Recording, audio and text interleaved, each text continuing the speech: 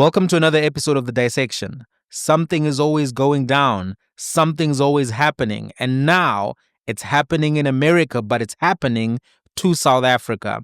The US Congress is going to consider a sanctions package on members of the ANC and people who they deem to be corrupt government officials. This is House Resolution 2336, which just got out of committee. In an odd way, history is remixing itself. The ANC government this year passed the Expropriation Act and is now facing sanctions. When Zimbabwe went through land seizures in the year 2000, the country was also placed under sanctions. Those sanctions were passed as the Zimbabwe Democracy and Economic Recovery Act, ZIDERA, in 2001. This was the first comprehensive legislative sanction in response to the Zimbabwean land reforms and political events. Now, it's important for me to say from the jump, there are vast differences between the Zimbabwean farm invasions of 2000 and the Expropriation Act, which was passed in South Africa in 2025, which we don't have time to go through today. Suffice it to say that South Africa is a constitutional democracy with a robust judiciary and media. The land seizures in Zimbabwe were done violently, they were done unlawfully, they were done mainly because of the war veterans and Robert Mugabe, and the courts had no real recourse or options because they were fully under the thumb of Robert Mugabe. And so people who lost their land couldn't just go to the courts and, make an application for that land to be returned to them. It was what would happen under an unlawful or under a repressive dictatorship, if you will. So those land invasions, nothing like what is happening in South Africa right now. So back to the committee. The committee that this resolution came out of is the United States House Committee on Foreign Affairs, which is also known as the House Foreign Affairs Committee. It's a standing committee of the U.S. House of Representatives with jurisdiction over bills and investigations concerning the foreign affairs of the United States. Since 2025, the chair of the Foreign Affairs Committee has been Brian Mast of Florida, who's a Republican. The committee has a broad mandate to oversee legislation regarding the impact of national security developments on foreign policy, war powers, treaties, executive agreements, military deployments abroad, foreign assistance, arms control, international economic policy, and other matters. The committee also oversees the U.S. Department of State, American embassies and diplomats, and the U.S. Agency for International Development, USAID. So you can see that this is the committee which has been featuring a lot in the American relationships with South Africa and some of the developments that have played out throughout the year 2025 since Trump got into office. The legislation was introduced by a major player in the world of Donald Trump, and it's worth knowing his background to understand the prospects of this legislation to pass through Congress. As things stand, you need to understand something about what's happening in the US Congress. As things stand, Trump gets what Trump wants in Congress. That may change if the Epstein issue blows up further in an unexpected and unprecedented way. But what you need to know right now is Donald Trump basically is calling the shots, and Congress is rubber stamping a lot of what the White House wants, and the White House is getting what it wants. So the way Congress has been doing that to the point that they've even canceled funding that they allocated. The power of the purse rests with Congress. But just last week, Congress did something unprecedented in that it actually changed its mind on money that it had allocated because of requests which came from the White House. And this is a process that is known as rescission.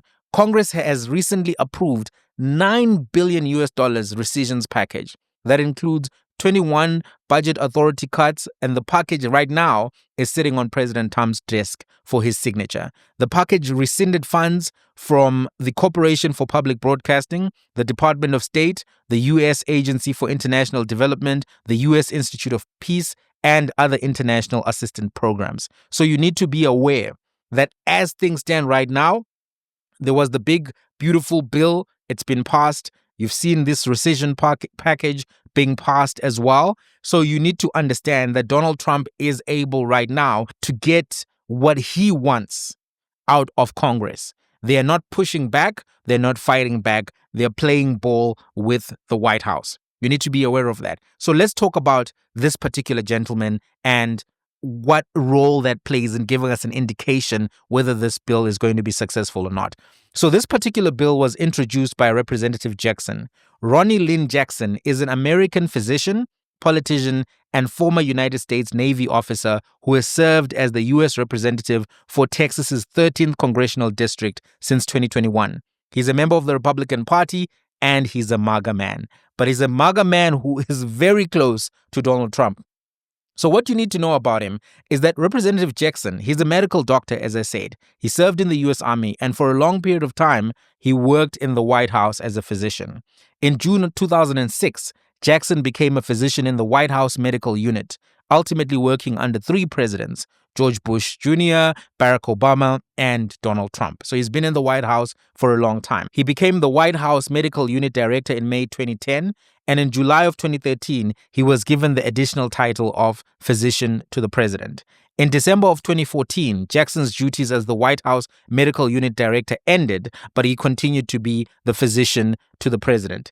After Donald Trump was elected in 2016, he kept Jackson on as his Physician to the President, and upon taking office, Trump gave Jackson the additional title of Deputy Assistant to the President. Jackson became close to Trump after delivering, and you may remember this press conference where he said Trump was so healthy. He gave a glowing assessment of Donald Trump's health, praising Trump's for having incredibly good genes. I don't know if you remember that. He said Donald Trump has incredibly good genes. He passed the cognitive test. He did exceedingly well. And he claimed that if Donald Trump had a healthier diet over the last 20 years, he might live to be 200 years old. 200 years old.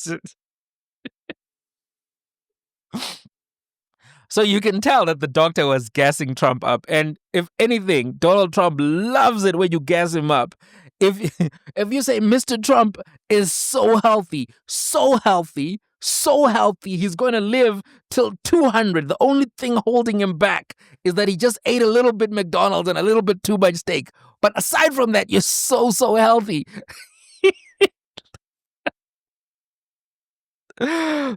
So you can see that after that, Jackson was the president's man.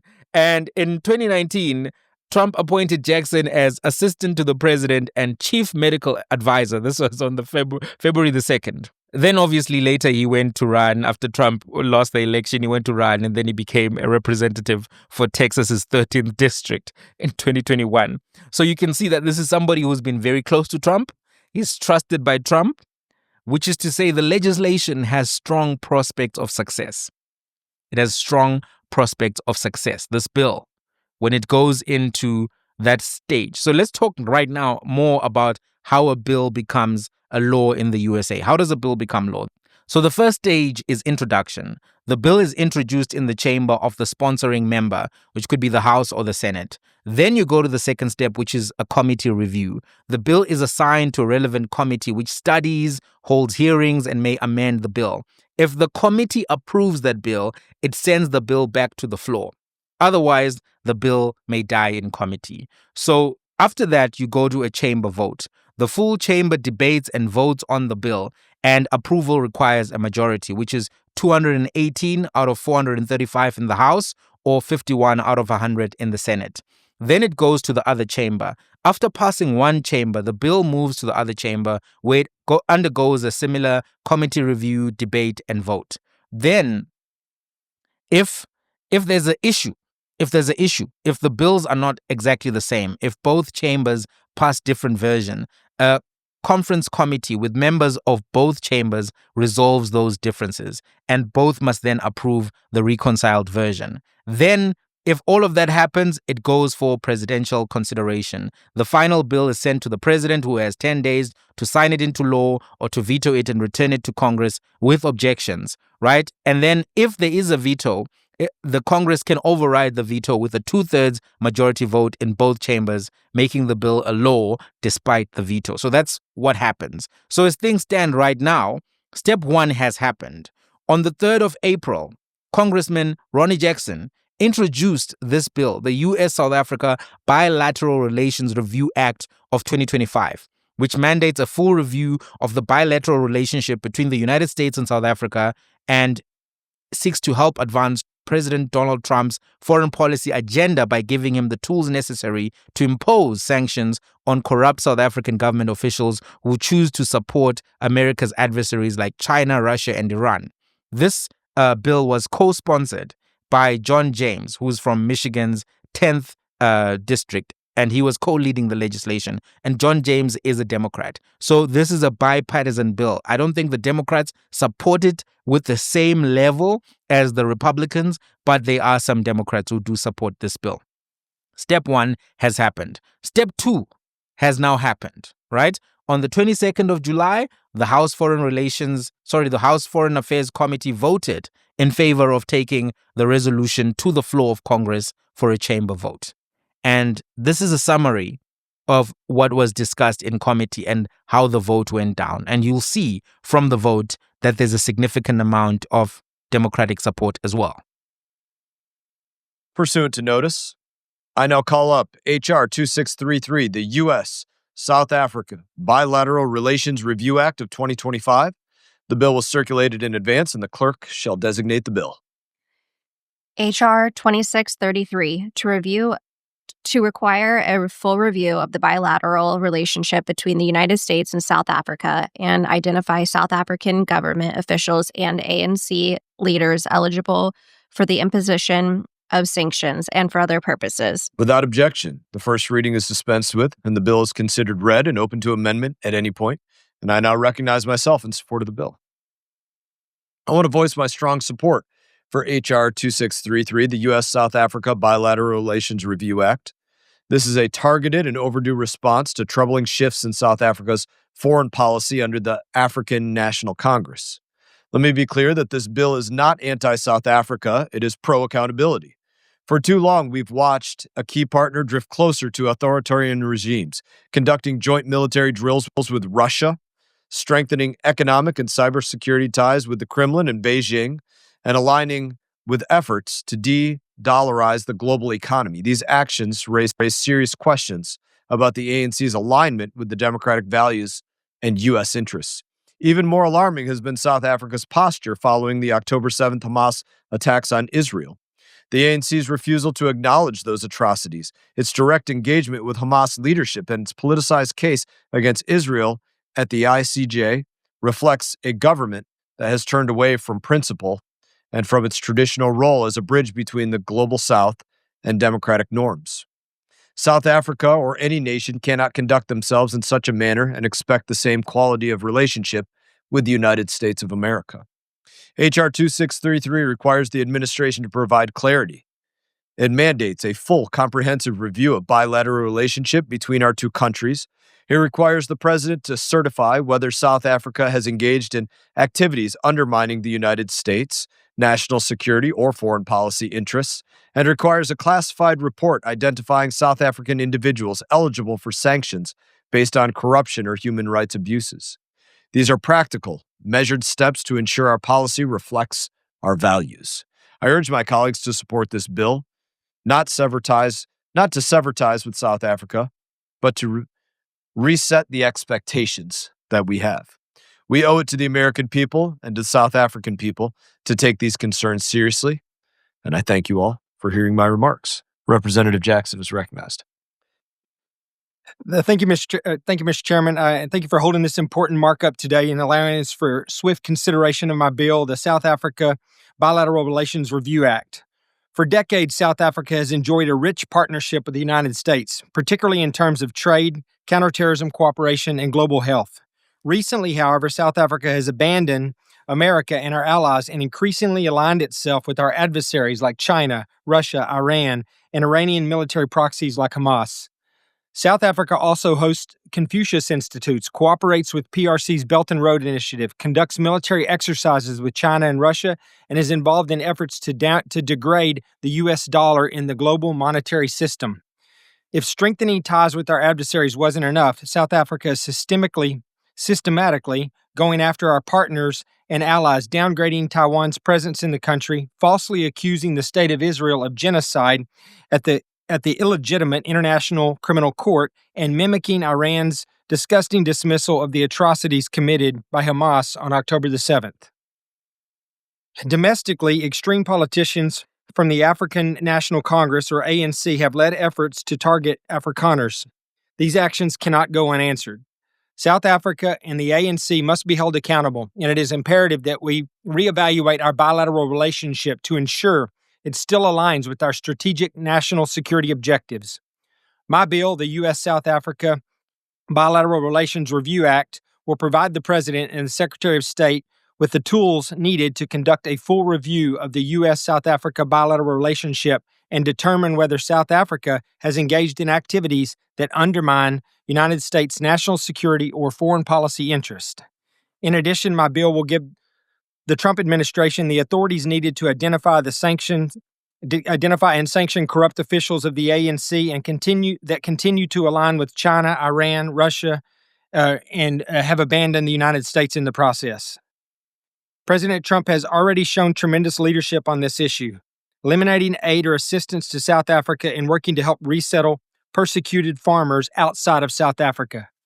The U.S.-South Africa Bilateral Relations Review Act will expand on the President's efforts to hold bad actors accountable while promoting our national security and supporting our partners and our allies. I encourage every member of this committee to support my legislation, and with that, Mr. Chairman, I yield back. I rise in strong support of the legislation. I do wish to highlight one provision of the bill which identifies the Chinese Communist Party's ongoing efforts to bully Taiwan and to pressure the South African government into downgrading Taiwan's representative office and move it from Pretoria to Johannesburg. The unrelenting pressure that the CCP wages against Taiwan on multiple fronts is part of a broader strategy to wear down and conquer the frontline democratic partner of the United States. The CCP's actions in South Africa is yet another front in this larger campaign against Taiwan. I would note with deep concern that on July 18th, South African Deputy President Paul Mashatile concluded a visit to China, and then yesterday, South Africa's Department of International Relations and Cooperation, or DIRCO, issued a statement containing retroactive references with regards to the Taipei Liaison Office in the Republic of South Africa, the officially mutually agreed upon name of Taiwan's representative office. To the government of South Africa, I wish to reiterate that the United States Congress is viewing this very closely, and that any changes from what has been the status quo would be viewed very negatively. It's a core concern, U.S. concern, that democratic countries do not acquiesce and cower to the demands of the Chinese Communist Party. Let's not forget, the Chinese Communist Party is a dictatorship run by Xi Jinping, who is committing genocide as we meet in this hearing today against the Uyghurs, the Muslim Uyghurs, and a myriad of human rights abuses are committed each and every day by that Chinese Communist Party.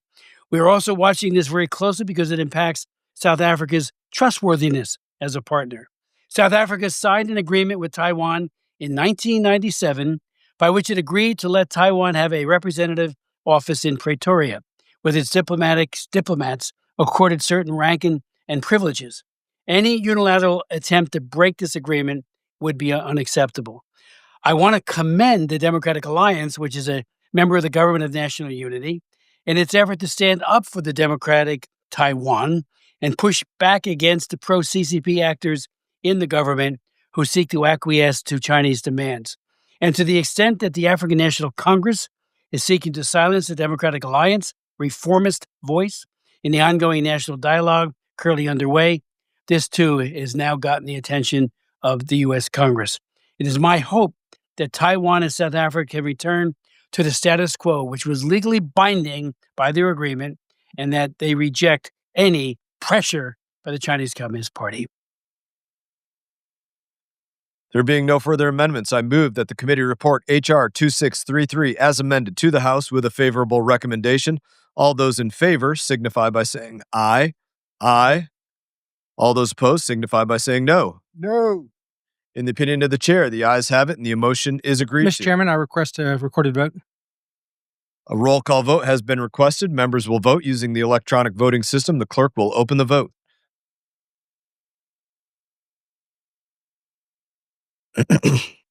Recommend an aye.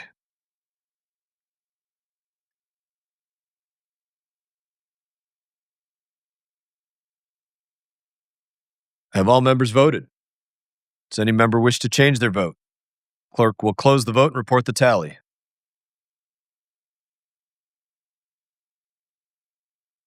On this vote, the ayes are 34, the noes are 16. The ayes have it, and the motion is agreed to. Without objection, the motion to reconsider is laid on the table. The measure is ordered favorably reported as amended and as a single amendment in the nature of a substitute, and staff is authorized to make any technical and conforming changes. Did you notice that the Democratic Alliance got a shout out from the deputy chairperson of the committee? I don't think that's something that is going to make people happy in the land of ANC. I'm sure that's something that's going to make President Cyril Ramaphosa furious. These developments in the USA could actually be the straw that breaks the camel's back, the GNU's back.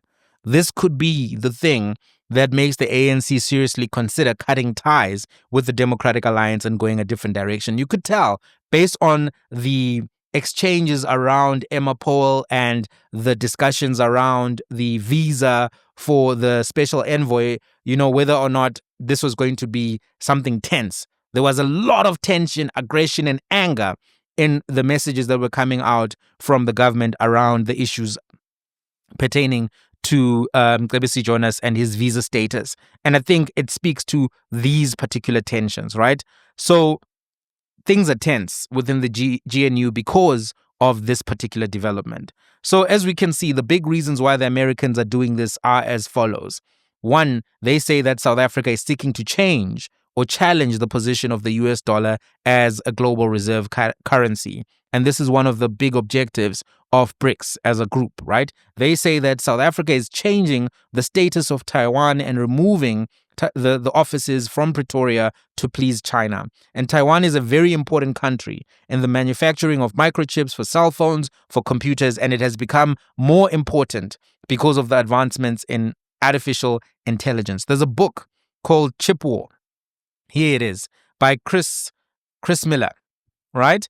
And it's one of the books which we'll be looking at in the book lab. And I think maybe I need to bump that up. I'm actually right now, where am I at? I'm on chapter 5. But I think I'll just speed through this one so that we can do this one. It's quite important that we do it for the book lab. So look out for that coming soon.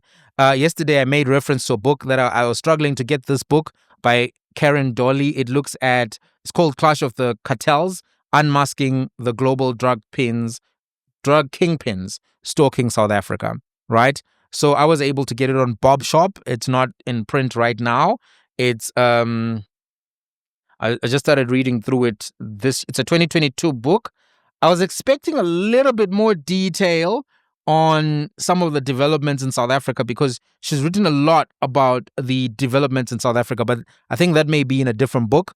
But I'll still work through this one and get you all the information. Look out for that one in a book lab as well. So book lab, let's look out for these. And ANC Billionaires, I'm done with that. I just need to upload it. Okay.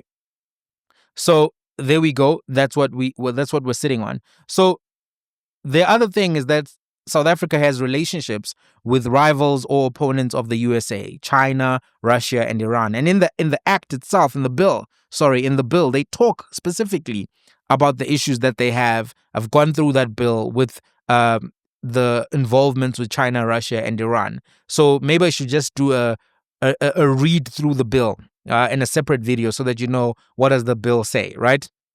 So look out for that as well. Shouldn't take long to do that one. So that's one of the things they identify. They also identify that South Africa has a relationship with organizations which are deemed terrorist entities by the USA, in particular Hamas. And in the act, it's in the bill, why I keep calling it an act. In the bill, you'll see that they discuss that in detail, different things that have happened between Hamas and the ANC, and they're not particularly in favor of that.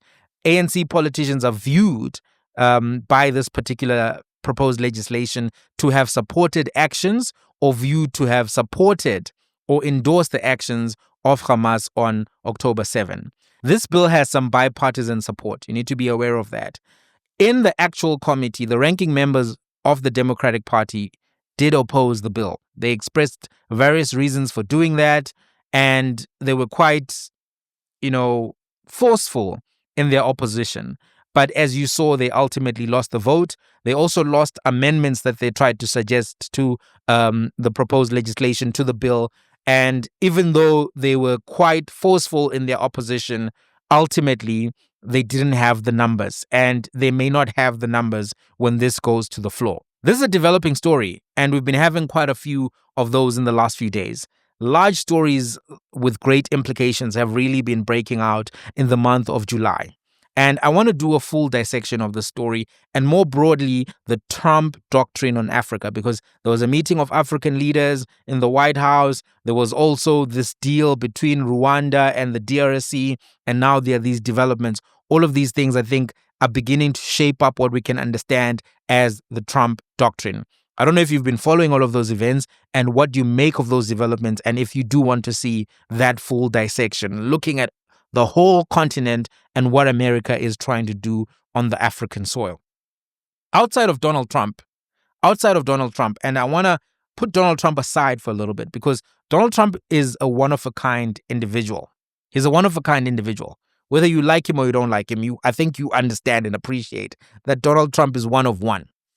Outside of Trump, and Trump will be president and then he will not be president. That's just the way things work, right? He's not going to be president forever or president for life.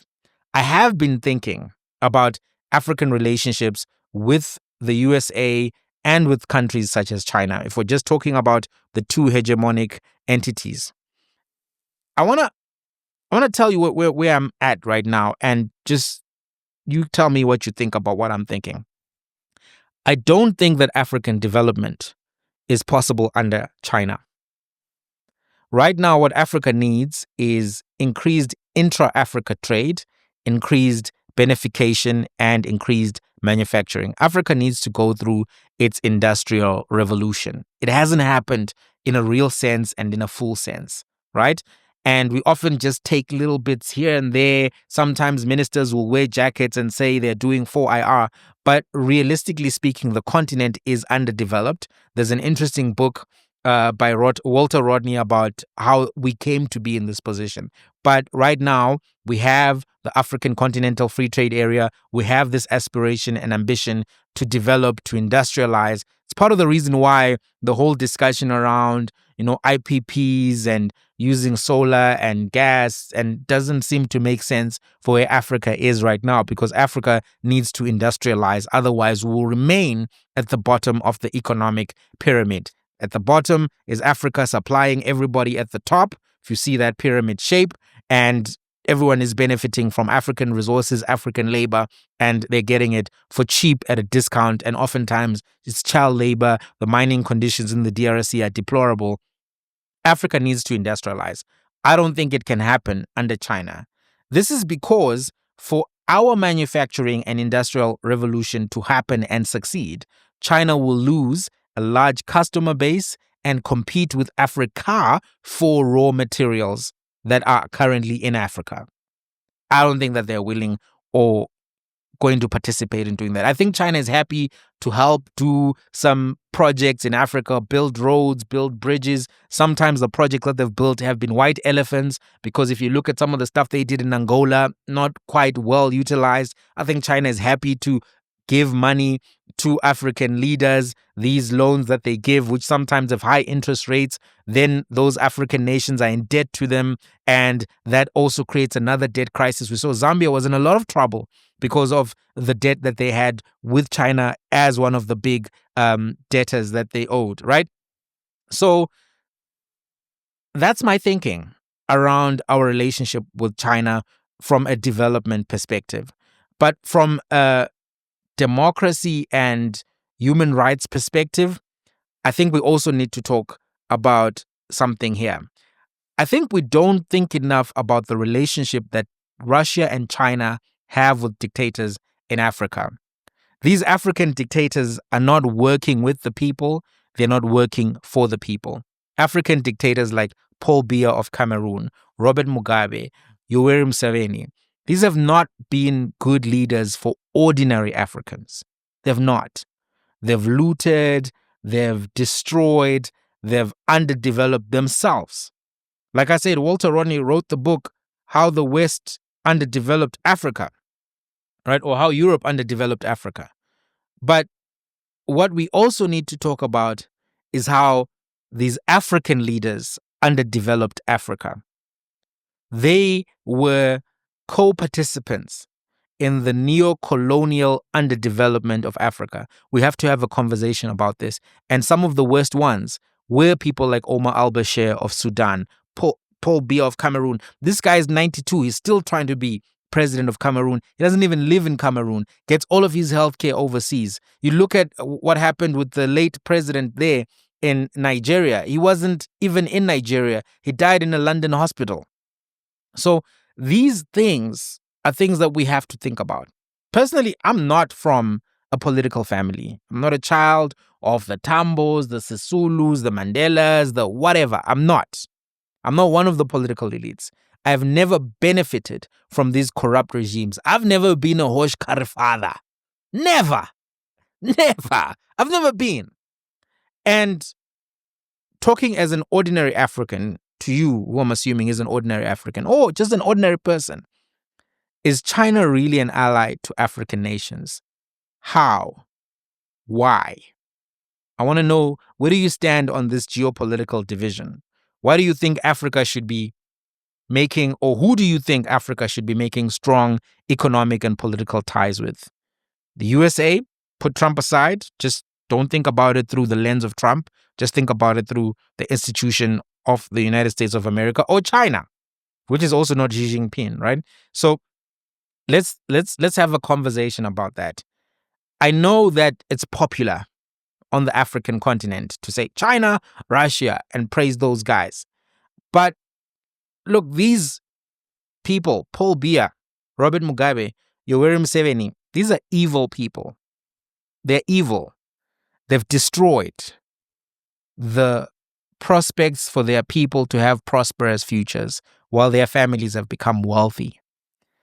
And I have a problem with that. I do have a problem with that. So sometimes they'll say the right things at the global level. They'll go at the UN and they'll say some popular things which appeal to the heart of Africans. But these are evil men.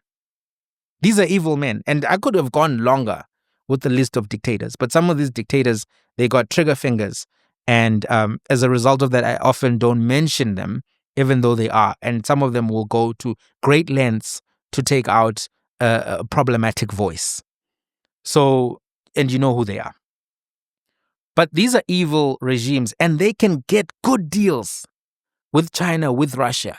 They will be in China, in Russia, being embraced by Putin, being embraced by the Chinese leadership. Then I'm thinking, but the people that you're embracing are the enemies of ordinary Africans. So how can I trust that you have the interests of ordinary Africans at heart? I don't think they do.